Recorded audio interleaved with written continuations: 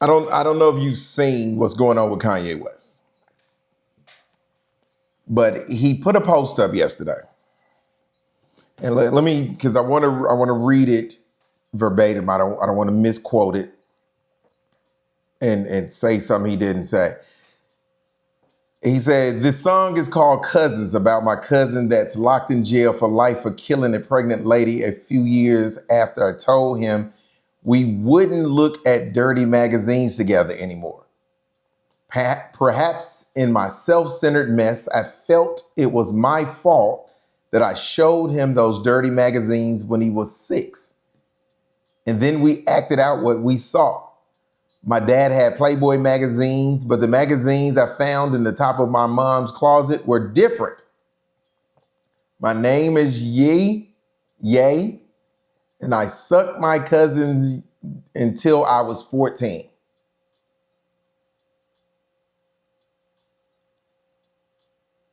Oh yeah, you heard that right. This was Kanye tweeted this.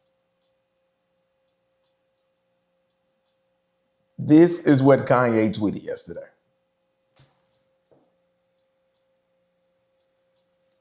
And of course, the line that has everybody going crazy is, my name is Ye.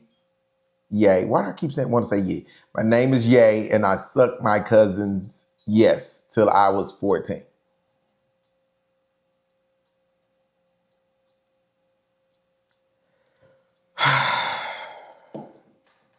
This is so this is the thing. If this is true, this explains a lot about Kanye and Kanye's behavior. It explains a lot. The erratic behavior, the mood swings, the volatility. It explains a lot. The lashing out, because it reeks of someone who is possibly struggling with their sexuality. So that's what I think this potentially is.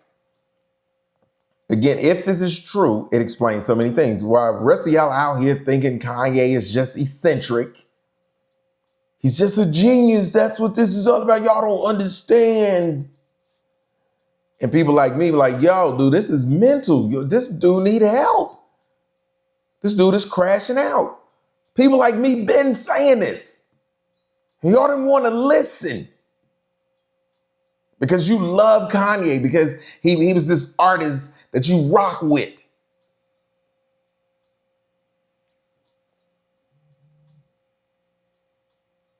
And we kept telling you, no, dude, there is something wrong with this dude. And here it is. Here it is. And people in the comments, they're talking about stuff like, yo, was he grooming him? What if he did it till he was 14 and he showed him when he was 6? So it just depends on what the age difference is between the two. But even at 14, he's still a minor. So he don't know what he's doing. Didn't know what he was doing to a certain degree up until 14. So it sounds like there was a time period that this happened. So it happened before he was actually 14. It is a situation where I think this should send ripples throughout our community, because I think it points to a bigger problem in our community. I think there are things that are traumatic that are happening in young Black boys' lives that aren't getting discussed. There are things that are happening in young Black men's lives that people are sweeping under the rug, and we make excuses for their behavior, and they're not getting the help that they need. See, with this revelation, this lets you know Kanye needs to be sitting on someone's couch. He needs to be talking to someone with some paperwork on the wall on a regular basis. That's what this says. But I think there are a lot of young black men who have not necessarily experiences that are similar to Kanye's, but have childhood trauma that they have never dealt with. They have childhood trauma that they've never acknowledged or even spoken out loud. And their behavior can be traced back to that childhood trauma, but we have labeled them however we deem that they need to be labeled. The same way y'all label Kanye as just an eccentric genius. That's what y'all labeled him as.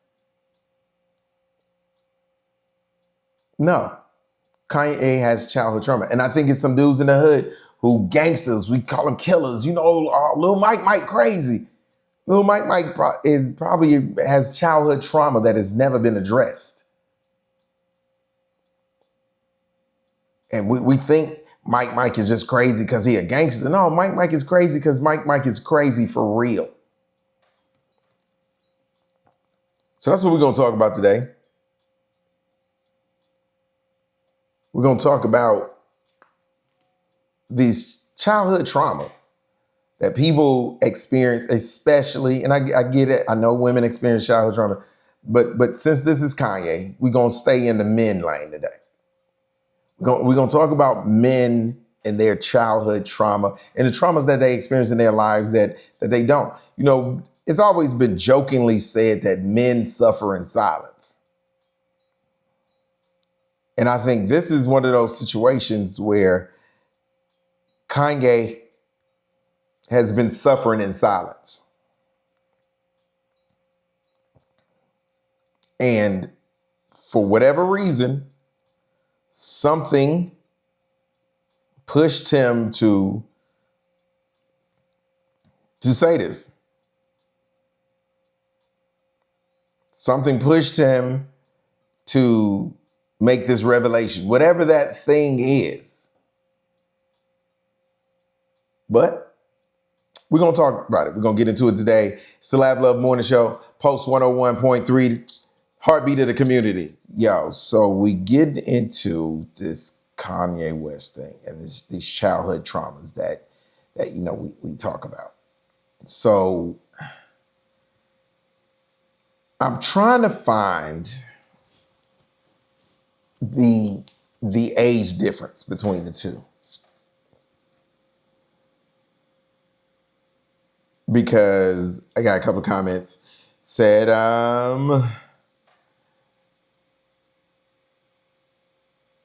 showing his cousin was 6 when Ye started showing him the magazines. So doesn't that make Ye the groomer? I think Ye feels guilty that his cousin he molested is in jail for murder. So I'm like, is it molestation if they were similar in age? Yes, because Kanye introduced him to those acts, dirty magazines and sexual acts. Ye was older and a predator. And I can't argue that he's not. I don't know. I don't know. The thing that's holding me up from completely saying Kanye was a predator and had predatory behavior is because, one, their ages, but also I don't know the age difference between the two. Because Kanye, he said till he was 14. And he introduced him when he was 6. So I want to know the age difference between the two. Because if there's a slight age difference between the two, was he grooming him or were they just two young men experimenting with their sexuality? See what I'm saying? You have two kids who are having these feelings who might be bisexual or homosexual. You're having these feelings about another dude or whatever, and y'all start to experiment because hormones are raging or whatever, and you do what you do. See what I'm saying? If they're close enough in age. But if let's say this started when Kanye was 11 and the boy was 6.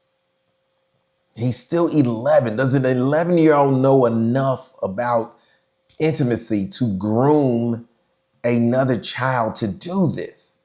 See what I'm saying? It is a very, very, it's a slippery slope. And I think before we throw kids on this down this chute, I think we got to have some real serious conversations before we get to that point.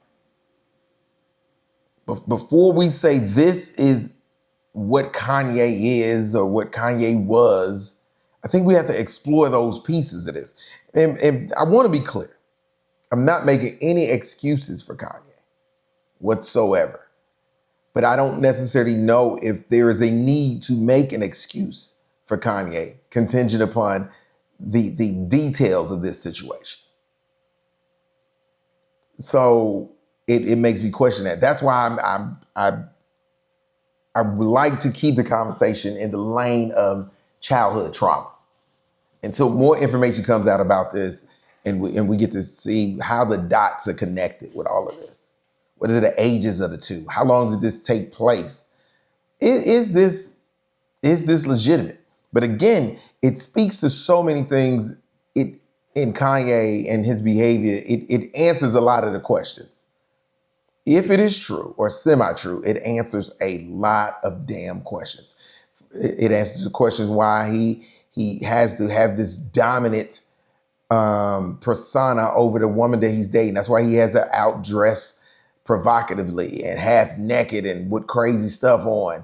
It answers why his behavior is erratic. It answers all of those things. Why he lashes out. You know, if you're struggling with who you are at your very core, it would make you act out like Kanye does. So so many things. And again, I think it speaks to the traumas that happen, I think sometimes in our communities that aren't addressed. You know, a big piece of healthcare that I think doesn't get anywhere near the attention that it needs to get is mental health. Mental health gets nowhere near the attention it needs to get. It gets nowhere near the not seriousness. What's the word I'm looking for here? It doesn't get the energy I think it deserves. You know, contingent based upon what the ramifications of someone who is mentally unstable, who is mentally ill. I think it just, from a depression standpoint, bipolar, schizophrenic, you know, people who have anxiety, you know, I think these are the things that don't get addressed because all of those things can lead to other things. I think it's way more people walking around with mental health issues than there are people who have actual medical issues, you know, i.e., you know, diabetes, i.e., you know, tuberculosis, just, you know, true medical diagnosis. I think there are way more people walking around with mental illnesses or mental things that they need to get addressed or dealt with, and it never happens. At least if you sprain your ankle, you feel the pain of it and you know it hurts.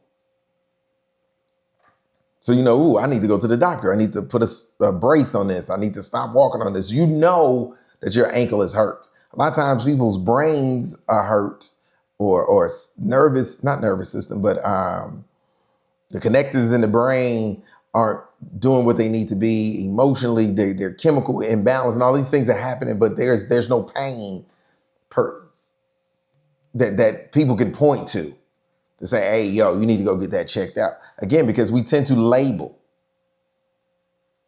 We tend to label people, especially in our community. We tend to label people, and we give them these labels, and these labels typically don't address the actual underlying issues. Like, just like we in the hood, we have dudes that we call gangsters, thugs that'll shoot and kill you and won't second guess it. And actually, these guys are psychotic.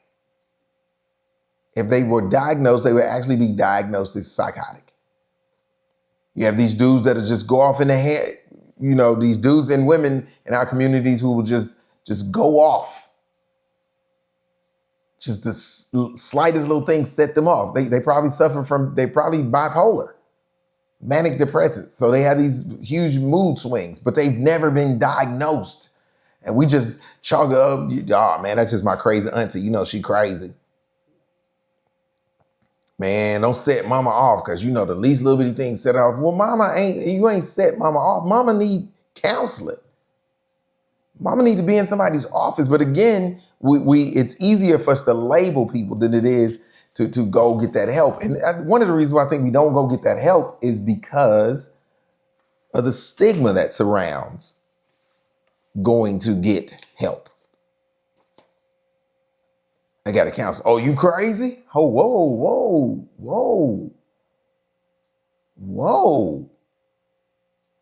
I'm crazy? Simply because I got a counselor? I go get counseling? No.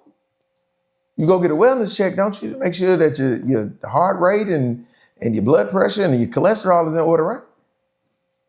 It's the same thing. It is the exact same thing that having a counselor is.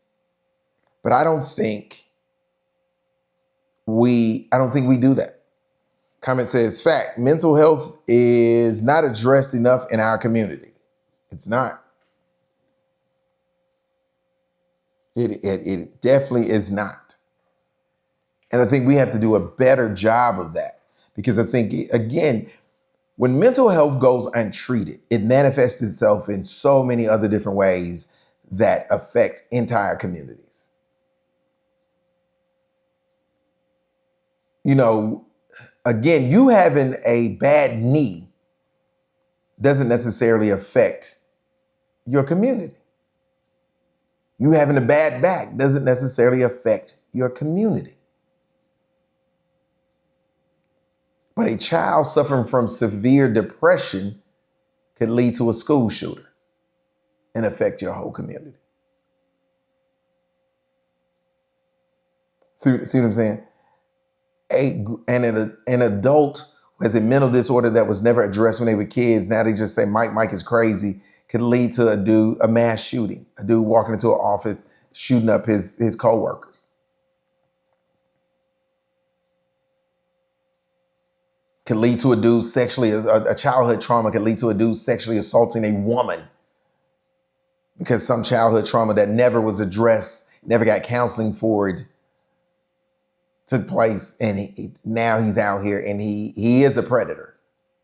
A woman who was abused as a child, now she's out here doing things that she probably would not have done or would not be doing if it was not for the fact that she was abused as a child, physically abused, sexually abused. These things never get addressed. We sweep them, way too often we sweep them under the rug and we never address them. So that's what we're talking about. We're talking about childhood trauma, mental health, all this good little stuff, all stemming from the Kanye West tweet about his cousin. That's what we're talking about. Celeb Love Morning Show, Post 101.3, heartbeat of the community. We're talking about this Kanye thing. We talking about it. Want to know your thoughts on it. Let me know. Let me know what you think about it.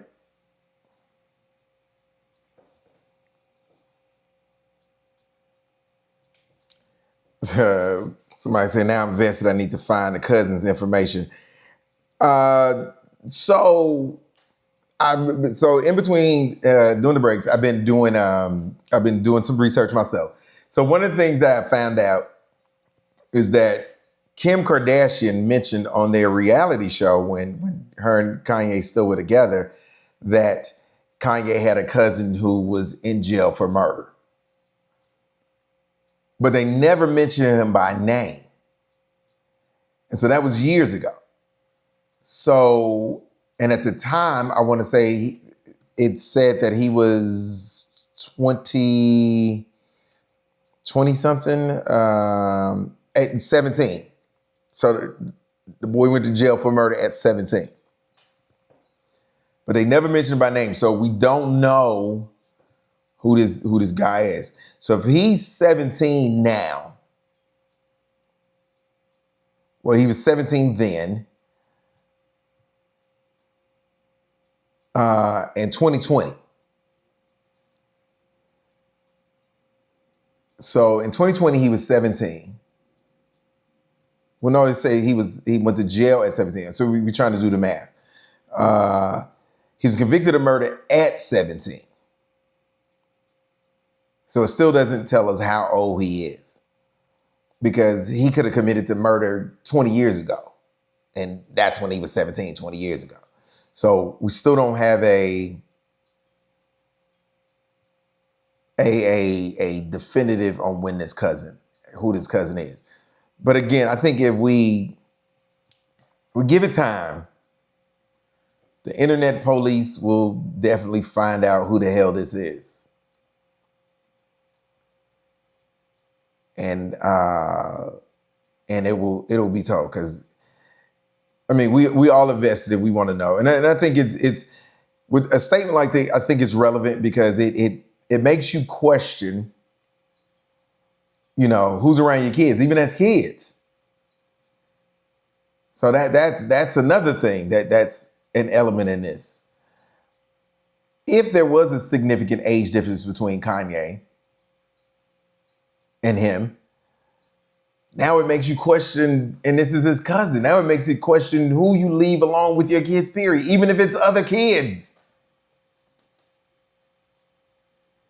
See what I'm saying? That is the reverb that takes place with all of this. This is how this turns into something that is huge.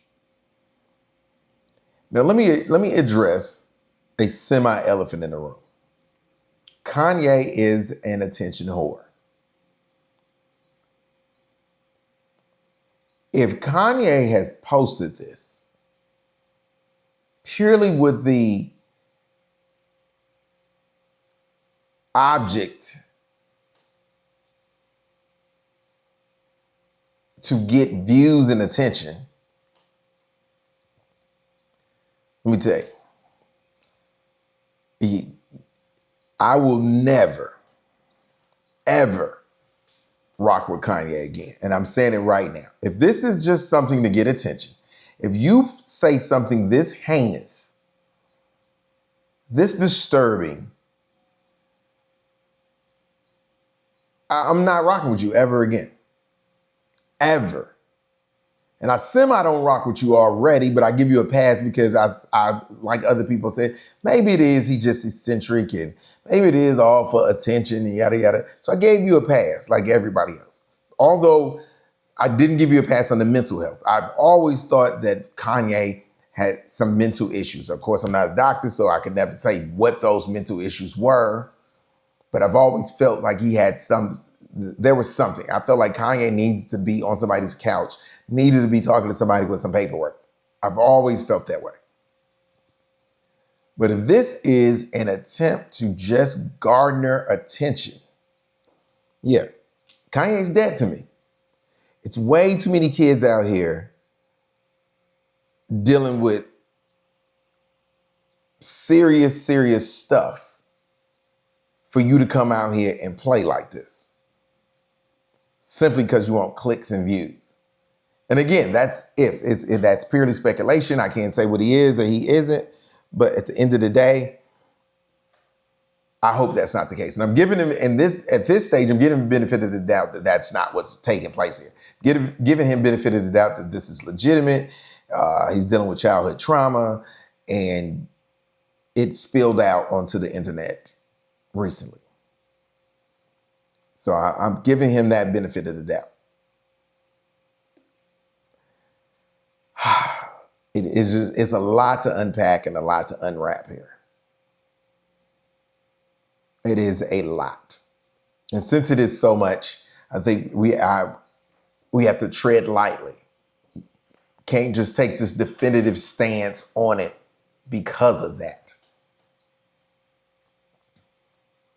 Because I think it's way too many other moving pieces that this goes with. And the thing about this is the cousin piece will come out soon. Because whoever his cousin is who is in jail and doing this time, oh, he done heard about this. And if it's his cousin and Kanye West his cousin, you think this cousin ain't talked about the fact that Kanye his cousin in prison? He didn't talk about that. That's probably one of his claims to fame. Yo, you know that's Kanye's cousin. So now they can be like, yo, you know what Kanye just said about you today? So that's going to happen. And then, then the pieces are starting to fall. Kanye has a family. His cousin has a family. Other people know who Kanye's cousin is because, again, him having a cousin who's in jail, I guarantee you in his inner circle, it's not a secret who this cousin is. And because it's not a secret, at some point in time, somebody's going to say, he talking about Jeremy, he talking about Mark. Somebody eventually is going to say that. And then it will come out and then we'll start to fill in some of these holes of this mystery. It just happened yesterday. I would be willing to bet money. By the end of today, we'll at least know who the cousin is and we'll know the age of the cousin. Then we can start to form a better picture of exactly what happened with Kanye and his cousin. Because right now, this is mind-blowing. It is definitely one of those situations where you think to yourself, like, wow, again, it makes you wonder about the people who you leave your kids around, including family members.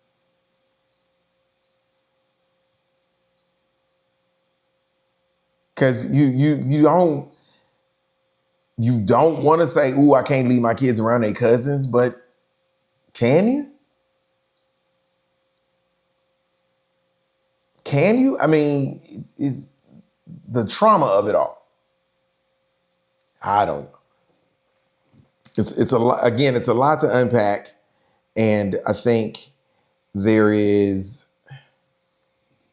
It is so much more to this that because of the nature, because typically I'm not a person who, this is somebody's personal business. I think this is outside the scope of just personal business. It's a potential assault on another child. It's a potential insidious relationship with a family member by Kanye. It is a mental health issue because it speaks to childhood trauma. There are a lot of facets to this story that need to be explored. So I think this definitely is not one of those situations where everybody mind your business. Let this family deal with this. No, homie. This is a community issue right here. This is a community issue.